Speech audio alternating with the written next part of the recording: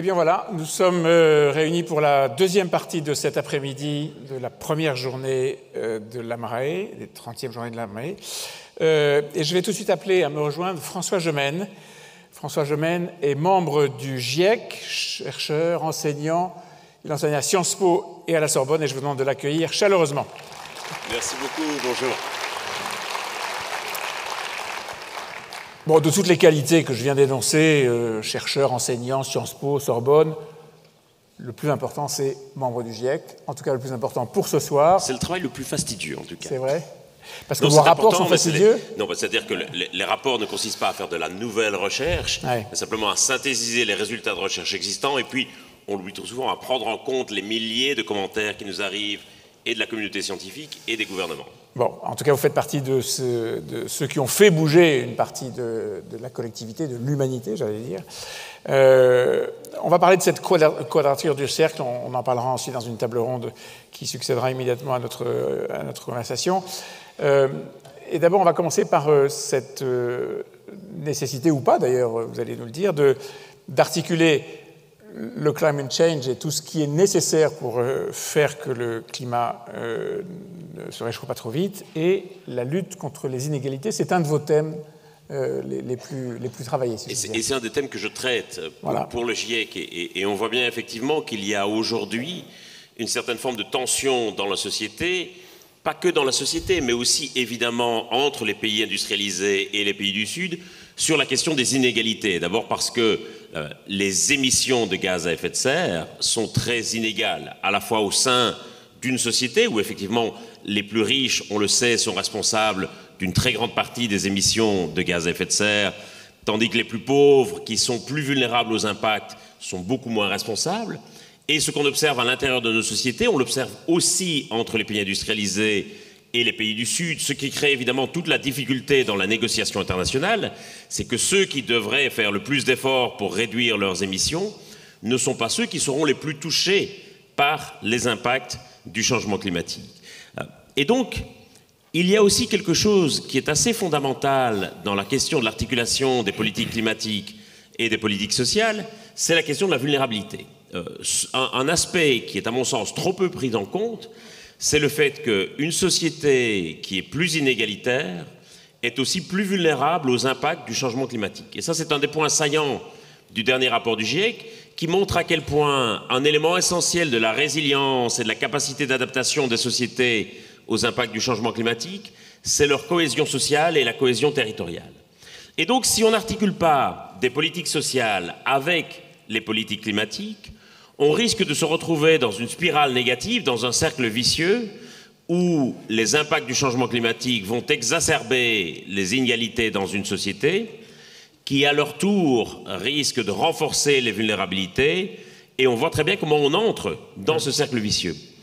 Et le problème que nous avons dans la manière dont on va définir des politiques de lutte contre le changement climatique, c'est que souvent on va définir des politiques qui risquent d'accroître elles-mêmes les inégalités.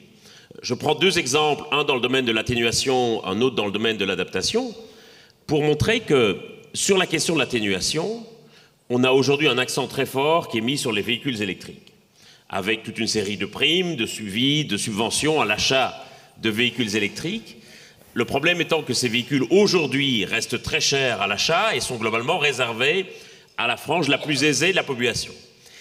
Et les classes moyennes et les plus pauvres risquent de se retrouver dans une situation où ils seront contraints de continuer à rouler en véhicules thermiques qui vont devenir de plus en plus âgés et donc de plus en plus polluants, et feront face à toute une série d'interdictions, de restrictions et une fiscalité de plus en plus lourde qui risque évidemment de créer des tensions sociales.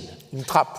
Ce que dans d'autres domaines on appelle la trappe de pauvreté. Exactement, exactement. Idem sur les questions d'adaptation.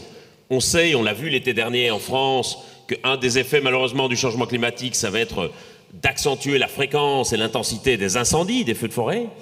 Des régions comme la Californie ou l'Australie sont déjà très touchées et très régulièrement touchées par ces incendies. Et on est dans une situation, notamment en Californie et un peu en Australie, où les pompiers publics ne sont plus capables de protéger toutes les propriétés. Et donc une série de compagnies d'assurance commencent à offrir à leurs clients la possibilité de faire appel à des corps de pompiers privés dont la mission n'est plus d'éteindre l'incendie, mais de protéger la propriété. Et évidemment, ces polices d'assurance sont très chères et donc accessibles uniquement aux plus nantis. Je n'ai aucun doute quant au fait qu'en France, effectivement, toute une série d'assureurs, dont certains des membres du BLIC font peut-être partie, auront une demande pour proposer ce type d'assurance de la part de clients qui souhaitent voir leur propriété protégée. Et donc ça pose vraiment la question de l'articulation entre les politiques sociales et les politiques de lutte contre le changement climatique. Et a fortiori, évidemment, c'est encore exacerbé dans les pays du Sud, où on voit très bien que notre futur climatique en France ne va pas uniquement dépendre de ce qui est décidé à Paris, ni même à Bruxelles, mais aussi de ce qui est décidé évidemment à Washington ou à Pékin, et sans doute encore davantage de ce qui est décidé aujourd'hui à Jakarta, à Lagos ou à Mexico. C'est-à-dire dans des pays auxquels nous prêtons, il faut bien le reconnaître, assez peu d'attention, alors que ce sont les choix de politique climatique et énergétique de ces pays qui vont largement déterminer le climat futur de la France et donc les risques climatiques que la France devra affronter. Et c'est là où il est évidemment absolument crucial de rapprocher les points de vue des pays industrialisés et des points de vue du Sud, et des pays du Sud. Sinon, jamais nous n'allons parvenir à obtenir que les pays du Sud choisissent une trajectoire de développement décarboné. Ah oui, parce qu'ils disent, au fond, vous avez consommé, vous avez émis du carbone, vous avez fait toute votre révolution industrielle 19e, 20e et début du 21e siècle dans un standard qui ne vous préoccupait absolument pas, à notre tour. Et pourquoi est-ce que nous, on serait privés de ça? Exactement. Et ils sont évidemment très légitimes à le dire. Et nous n'avons aucun droit et aucune légitimité à dire aux pays du Sud, nous allons vous dire comment vous allez devoir vous développer, et surtout vous allez garder vos énergies fossiles dans votre sous-sol, parce que sinon tout le monde court à la catastrophe. Ouais. Et donc il faut travailler avec ces pays. On ne peut pas imaginer qu'ils le fassent par simple grandeur d'âme, et donc il faut pouvoir rendre intéressant pour ces pays le fait de choisir une trajectoire de développement décarbonée, c'est-à-dire une trajectoire différente de la nôtre. Et le problème, c'est qu'on reste très largement en France, en Europe, concentré sur la réduction de nos émissions de gaz à effet de serre et pas suffisamment sur la réduction des émissions de gaz à effet de serre, alors que le climat, évidemment, se contrefiche que les émissions proviennent de Deauville, de Paris, de Lagos ou de Jakarta. Le nuage de Tchernobyl ne s'était pas arrêté aux frontières. Exactement. Et donc, si on se tracasse uniquement de nos émissions de gaz à effet de serre, on risque de se retrouver dans 15 ou 20 ans avec une économie européenne largement décarbonée, ça sera très bien, mais quel serait l'intérêt d'avoir un îlot européen décarboné au milieu d'un océan de carbone? Donc il faut absolument travailler davantage avec les autres. Est-ce que cet argument que vous développez, qui est parfaitement légitime, n'est pas aussi une façon de dire, pour ceux qui sont, disons, climato-sceptiques, écoutez, on en fait déjà beaucoup, c'est pas nous qui pouvons régler le problème, on fait plus que notre part, à eux, les pays émergents, la Chine, de faire leur part. Mais évidemment que nous devons faire plus que notre part. Vous avez sans doute entendu cette petite musique dans le débat public qui disait « Mais au fond, la France, ce n'est que 0,9% des émissions. » C'est vrai. Mais le problème, c'est que lorsqu'Emmanuel Macron parle aux négociations internationales, il n'est pas marqué 0,9 sur son front. Ce que les gens voient, ce n'est pas la part de la France dans les émissions mondiales de gaz à effet de serre. Ils voient parler la 5e puissance économique mondiale, ils voient parler un pays avec un siège permanent au Conseil de sécurité de l'ONU. Et donc, la responsabilité de la France comme des pays industrialisés, c'est une responsabilité de leadership qui, à mon sens, dépasse largement leur part des émissions mondiales de gaz à effet de serre. Et l'enjeu, c'est de voir comment on va faire pour travailler avec des pays qui, aujourd'hui, ne sont pas de gros émetteurs, pour éviter qu'ils ne le viennent demain. C'est dans leur intérêt, c'est dans notre intérêt aussi, et ça va être le moment d'être ambitieux, et pour le moment, on est encore un peu en train de jouer petit bras sur cette affaire. Dans ces pays qui ne sont pas encore des gros émetteurs et qui peuvent le devenir demain, vous voyez quel pays, quelle capitale? Très clairement l'Afrique du Sud, très clairement l'Indonésie, très clairement le Caire, le Mexique, le Nigeria. Si je dois en citer 5, c'est à mon avis les 5 plus importants aujourd'hui. Démographie gigantesque. Démographie gigantesque. Besoins donc énergétiques, alimentaires gigantesques, très grande ambition géopolitique, c'est compréhensible.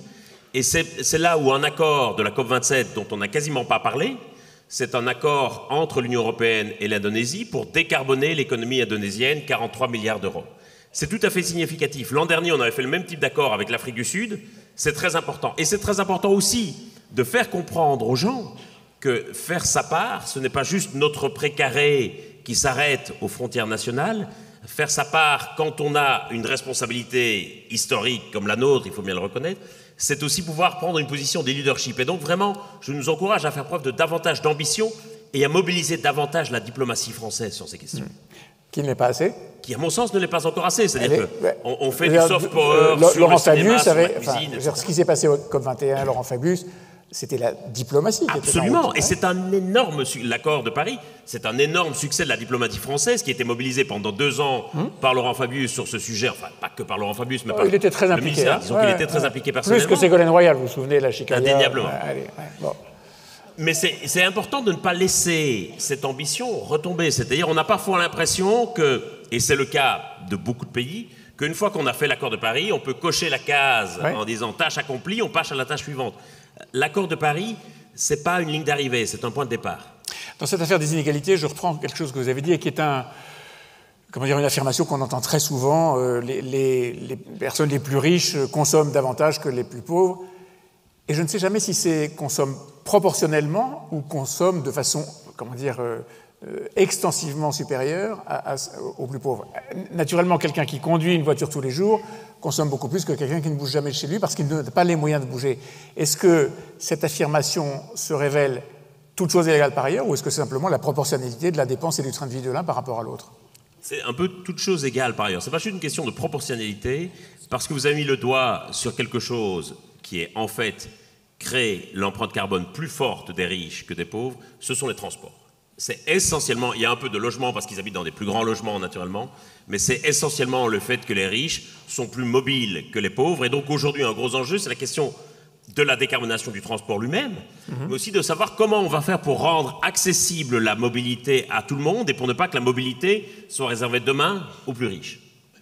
Ça pose une autre question qui est d'ailleurs un argument que les plus riches emploient régulièrement, c'est-à-dire certes, je consomme davantage, mais je suis celui qui, par rapport à ceux qui sont pauvres et qui n'ont pas d'ailleurs les moyens de le faire, celui qui fait le plus d'efforts pour éviter de consommer du carbone. Non seulement, peut-être potentiellement celui qui soit fait le plus d'efforts ou pourrait faire le plus d'efforts, mais celui qui a les plus gros leviers d'action. Et c'est pour ça aujourd'hui que moi je suis parfois un peu inquiet d'une sorte de débat public un peu moralisateur sur cette question qui voudrait opposer la société en deux camps qui se regarderaient comme des chiens de faïence. L'enjeu c'est aussi, à mon sens, de faire de la lutte contre le changement climatique un vrai projet de société qui puisse constituer le fondement d'un nouveau contrat social qui devra reposer sur une question d'équité. François Gemène, dans ce risque de confrontation entre deux types de populations, deux types de catégories sociales, de CSP, il y a un autre risque qui apparaît, c'est le risque lié aux libertés individuelles. Le changement climatique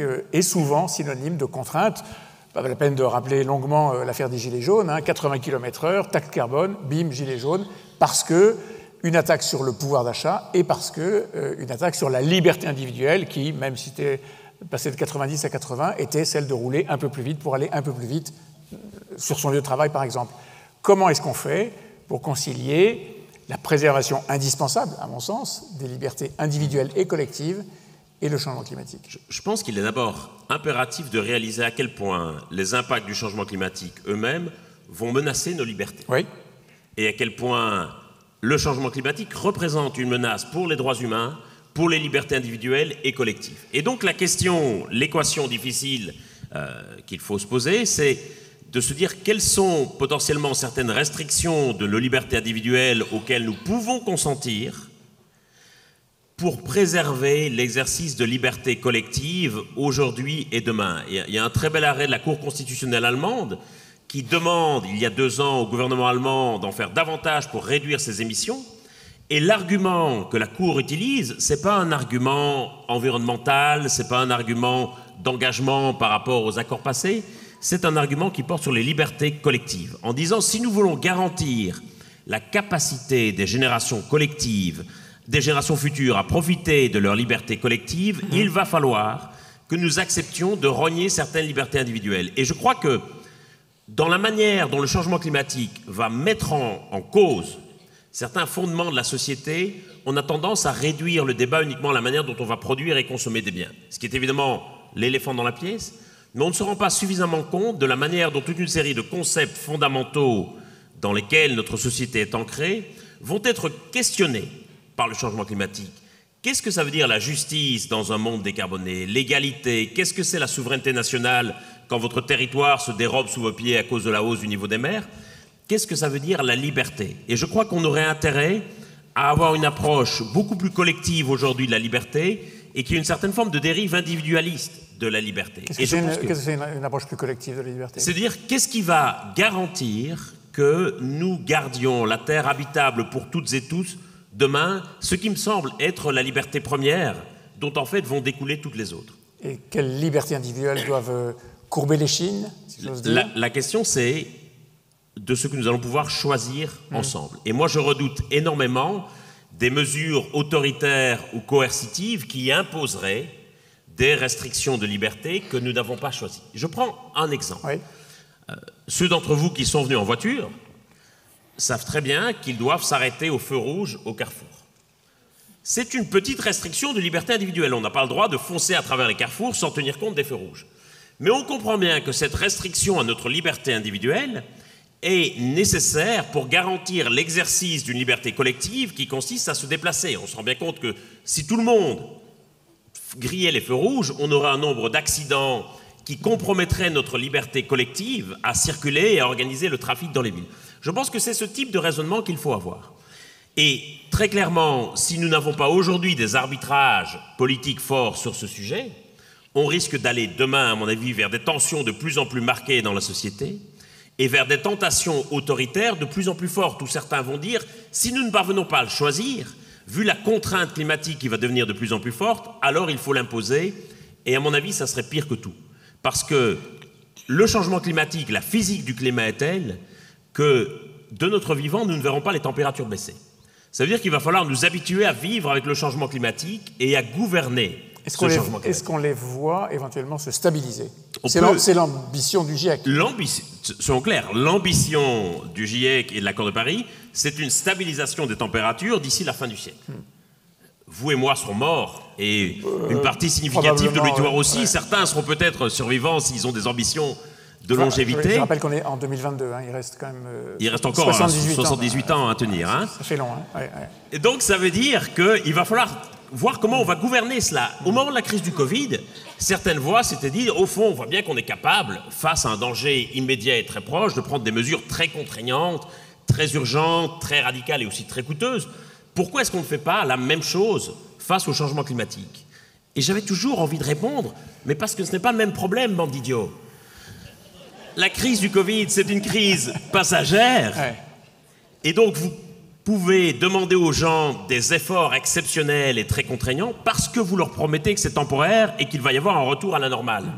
Avec le changement climatique, vous allez devoir prendre des mesures pérennes que vous allez devoir tenir dans la durée. Il n'y aurait rien de pire que des mesures temporaires que vous deviez ensuite abandonner. C'est pour ça que je suis critique de concepts comme celui de crise climatique ou d'état d'urgence climatique qui donnent aux gens l'idée que c'est juste un sale moment à passer et qu'il y aura un retour à la normale. Comment il n'y aura pas de retour à la normale. Comment est-ce qu'il faut appeler ça? C'est pas crise climatique, c'est quoi?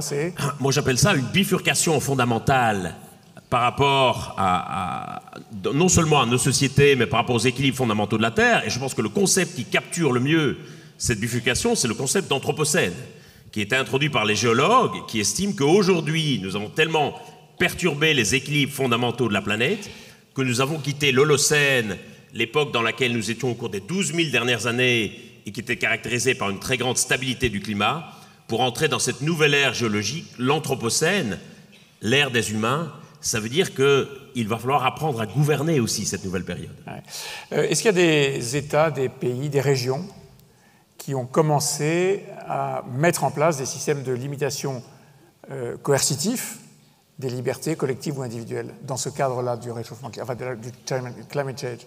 Assez peu. Il y a des États qui ont réduit la limitation de vitesse sur les autoroutes, mais voilà, c'est globalement aujourd'hui, il n'y a encore aucun État qui véritablement, à part la Chine, qui a imposé des mesures très coercitives, notamment sur certaines entreprises avec des fermetures forcées. C'est le seul État aujourd'hui qui a vraiment imposé. Ils avaient un long chemin à faire. Hein. Il y avait un long chemin à faire, ils partaient de très très loin. Pour qui a été à Pékin il y a 10 ou 15 ans, c'était même irrespirable. On arrivait dans une atmosphère jaune de soufre.